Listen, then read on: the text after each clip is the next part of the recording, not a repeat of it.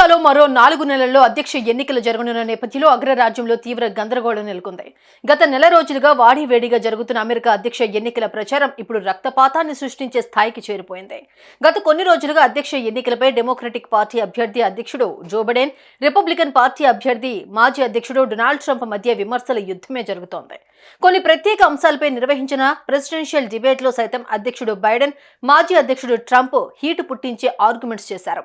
ఈ మేరకు ఒకరిపై ఒకరు విమర్శలు చేసుకుంటూ ఆ డిబేట్ ద్వారా అమెరికా రాజకీయాల్లో సంచలనమే సృష్టించారు.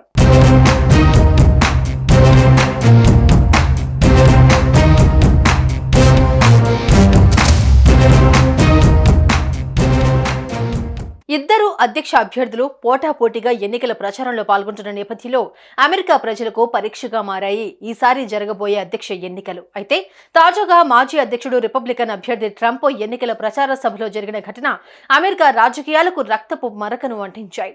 ఈ మేరకు అమెరికా రాజకీయాల్లో రక్తం చిందే పరిస్థితులు అగ్రరాజ్యంలో నెలకొన్నాయని స్థానికులు భయాందోళన వ్యక్తం చేస్తున్నారు.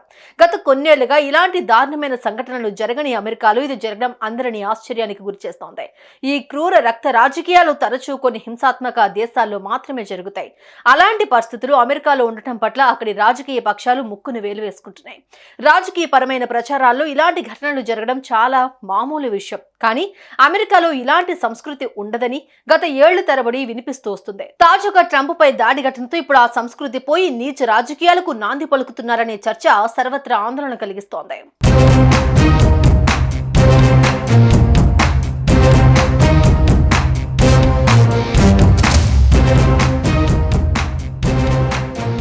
అగ్రరాజ్యం అమెరికా అంటేనే ముందు అక్కడి సెక్యూరిటీ, సీక్రెట్ సర్వీసెస్, CIA వంటి ఎన్నో బెస్ట్ సెక్యూరిటీ సంస్థలు గుర్తుకొస్తాయి. అమెరికా 9/11 అటాక్ తర్వాత ఆయా సంస్థలు దేశ రక్షణ కోసం తీసుకున్న చర్యలు, నిర్వహించిన ఆపరేషన్స్ ప్రపంచమంతా చూసిందే. ఇంతటి పటిష్ట భద్రతా ప్రమాణాలు ఉన్న అమెరికాలో మాజీ అధ్యక్షుడి హోదాలో ఉన్న వ్యక్తిపై ఎన్నికల ప్రచార సభలో గన్ ఫైరింగ్ జరగడం ఆశ్చర్యానికి గురి చేసిందనడంలో ఎలాంటి సందేహం లేదు. మాజీ అధ్యక్షుడు నిర్వహించే ఎన్నికల ప్రచార సభలో భద్రతా ఏర్పాట్లు చాలా ప్రామాణికంగా ఉంటాయి. కానీ ఆ భద్రతను దాటుకుని ఓ దుండగుడు మాజీ అధ్యక్షుడు ట్రంప్ పై గన్తో దాడి చేయడం అక్కడి భద్రతా ప్రమాణాలపై కొత్త సందేహాలకు తావిస్తోంది. దీనికి సీక్రెట్ సర్వీసెస్ వ్యవహరిస్తున్న తీరే నిదర్శనమని పలువురు సిటిజన్లు తమ అభిప్రాయాన్ని వ్యక్తం చేస్తున్నారు.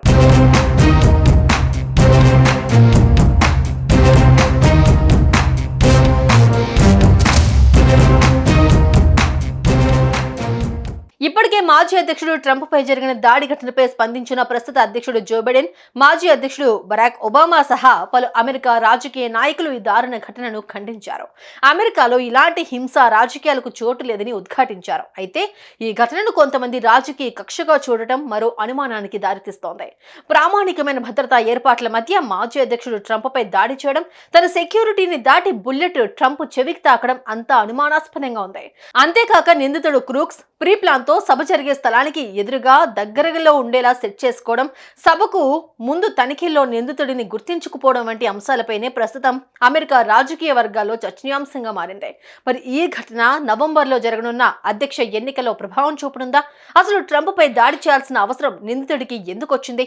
నిందితుడు క్రూక్స్ బ్యాక్గ్రౌండ్ ఏంటి? ఈ అటాక్ వెనుక ఎవరైనా ఉన్నారా? రాజకీయ లబ్ధి కోసమే ఈ దాడి చేశారా అనే ప్రశ్నల నడుమ అమెరికా అధ్యక్ష రాజకీయాలు ఆసక్తికరంగా మారాయి.